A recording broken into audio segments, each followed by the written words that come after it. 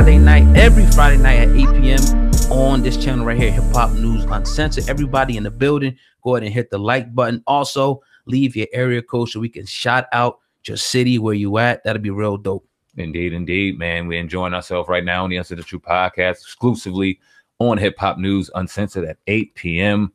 Or what time we get started tonight? Probably a little earlier. 7:40 or so. Yeah. Talked about Ebro situation with Kodak Black. Y'all can let us know what y'all thinking about that right now in the comment section so we can answer some of y'all questions as we go through the podcast. We love to engage with y'all. I haven't really been in this joint. I want to see what we're talking about in here. But yeah, man, I thought High 97 did themselves a real disservice in that whole situation and didn't like how that whole thing went down, especially when you see a dude, and we were talking about this, he really seems like he's guarded with his feelings. And right. we picked that vibe up early. We seen that quick. And for us to see that, and we would be able to adjust to that situation and kind of understand that he was going to answer certain questions this way, we'd be able to move like a boxer. We'd be able to maneuver and, you know what I mean, delegate the fight and make sure that we finished it out, make sure we took care of business and conducted a great interview.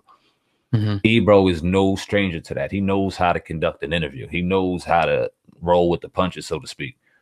It was really unprofessional on his behalf to go at this dude. What about the sexual assault victims though out there?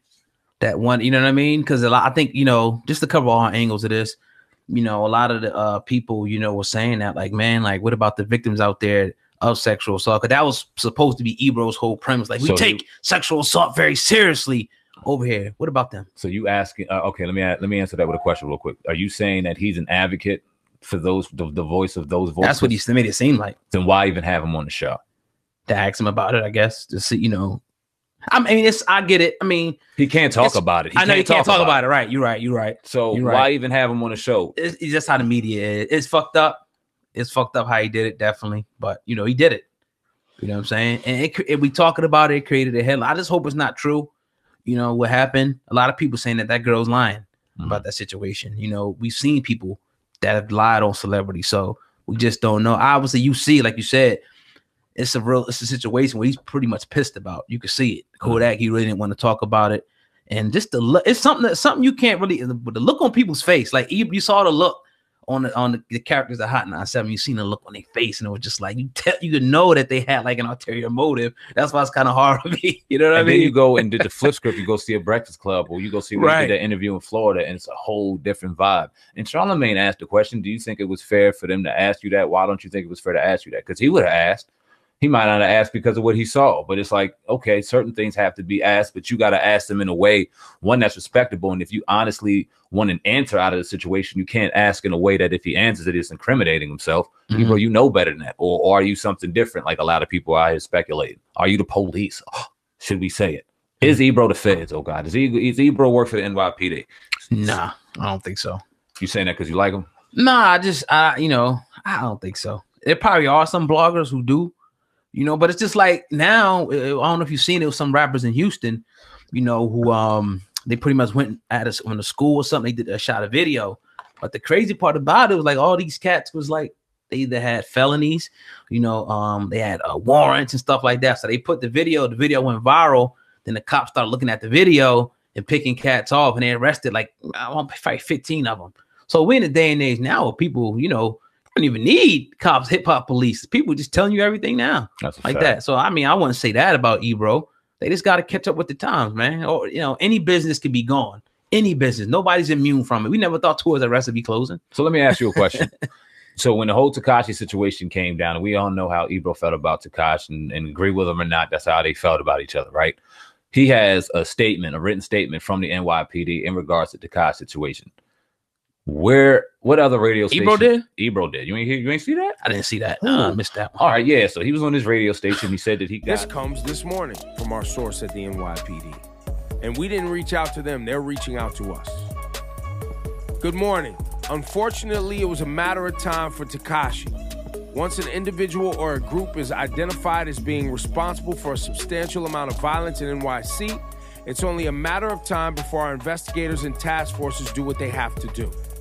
Our investigators were relentless in solving the murder of Chinks, but on the flip side, that same effort was applied to stopping the violence Tekashi was involved in. We actually tried to warn him, but he refused to listen. It's an interesting line they put there. His crew should have shielded him from being involved in any crime because he was their chance to get out. Another very interesting line. Tekashi's arrest hurts the whole crew. When you get involved in shootings in NYC, it's asking for an express ticket to prison. He got a written statement from the NYPD, and he read the statement live in regards to the situation, that they tried to warn him, that they tried numerous times to voice what Daniel Hernandez involving a situation. The police. He put himself in. This is the statement that they dropped to Hot 97 Ebro. Have you ever heard that ever happening to any other radio station? Ever? A police giving a report in regard to a hip hop artist in particular? Were they giving Hot 97 statements about Biggie and Tupac back when they passed? And do we hear Star and Buck Wild talking about that on the radio station in the morning? Star don't answer that name, man. But anyway, I'm just saying. I never heard of it. You know, I do know that sometimes, you know, media companies will, like, you know, they'll call different, you know, police, you know, and try to get certain information. So I don't know. I don't know. I mean, other people have said that they waiting for different discoveries and stuff to come out and all that too.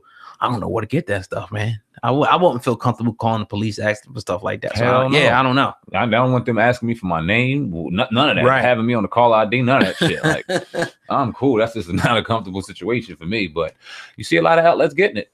Did you see about that situation? I know I'm kind of going off radar with Tekashi and how the judge said that no more information allowed, no more information. I figured that they were going to shut that down. Of course. And I mean, it's normal. That's normal practice when you got high profile cases like this. But do you think too much information was getting out more than what they wanted already? I mean, they putting all the stuff on the table, like, and people starting to pick it apart. And, you know, again, first of all, this is the feds, right? So they wasn't going to give you everything. You know what I mean? They giving you the obvious stuff that's already out there. But like I said, I'm sure they got, when I showed you, when we look at, you know, our little documentaries we watch, and not even real stuff that happens in our area, we seen how sophisticated the feds were from breaking down different, you know, organizations that I showed you a video out here. So, I mean, you think that they don't have, you know, wiretaps and different things, text, they got all that type of shit. You know what I mean? So come on, man. So just a blurry ass videotape. They got more than that. So I think that's, like you said, common procedure, you know, in that case. Well, we're gonna keep you updated on that and see how that one goes. Cause that's crazy right there. Definitely. Yeah, man. It's fastly approaching. What do you think about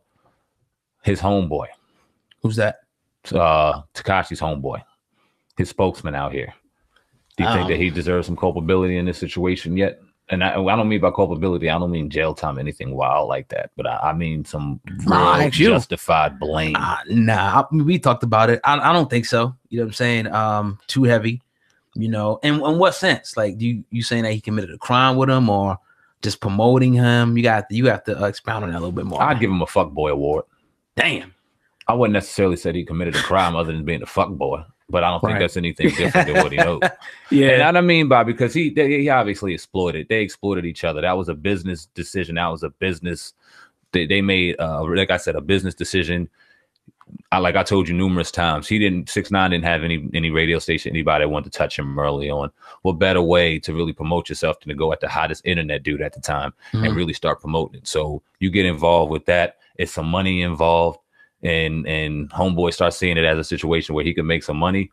Absolutely. This is why he promotes it. This is why he almost WWE commentates it, to keep the story, to keep the narrative rolling. And it did great over the year. And now he's continuing to keep his money flowing, even though Mr. Hernandez sits in jail in federal custody, maybe doing life behind bars.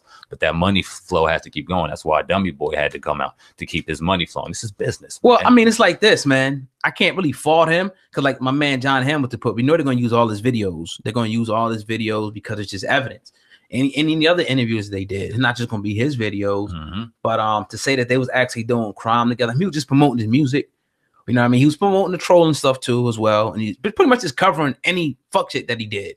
You know what I mean? I can't really say that he's, you know, responsible for them getting locked up. I don't want to go out on a limb and say that. But they did have an agreement where, you know, they were benefiting off each other. Definitely. I'm not going to say that he's the sole reason why they're behind bars. No, but I will say that he put the makeup on. He made him look real nice for the police. He made him look real nice. And it just makes me beg the question, okay, first off, we hear it often and we heard it throughout while we were watching it all kind of unfold. You don't really get too close with the industry people when you're in this field because of certain situations. Kind of like this. You could be cool, but we don't want to be buddy, arm in arm. We don't need to be in your videos and things like that. There's a certain relationship that we stick to. And we've seen that kind of going. And when we seen that and we seen the people in his ear trying to give him game, that kind of got my wheels spinning early. Like, this is more than just him trying to be a part of something. This is a business decision. And he don't want to say that. This is something more business related. We wouldn't do that. If you were out here doing some wild shit, or we had somebody, all right, like we got our homeboy in the game right now, our young brother out there songwriting, doing his thing. If he was wild and in the streets and doing his wild shit, that would not be on this podcast to get him smoke. That wouldn't do it. Now, if he said, listen, man, I got this thing, I got millions of views, I got this, y'all promote me, we stage something, we do some wild stuff, I'll pay you half of it, my revenue, because we all know 6ix9ine had all of his content monetized. The only people that were really allowed to use it with certain people that were probably under that written agreement to get money. So it's just like, this is business, man. And it was something very cynical about that. I would love to hear what 6ix9ine's perspective on Mr. Dude is, you know what I mean? Just right now, are they still cool? Is that all love, or was this a business decision too? Yeah. I don't know. Definitely. It's only one.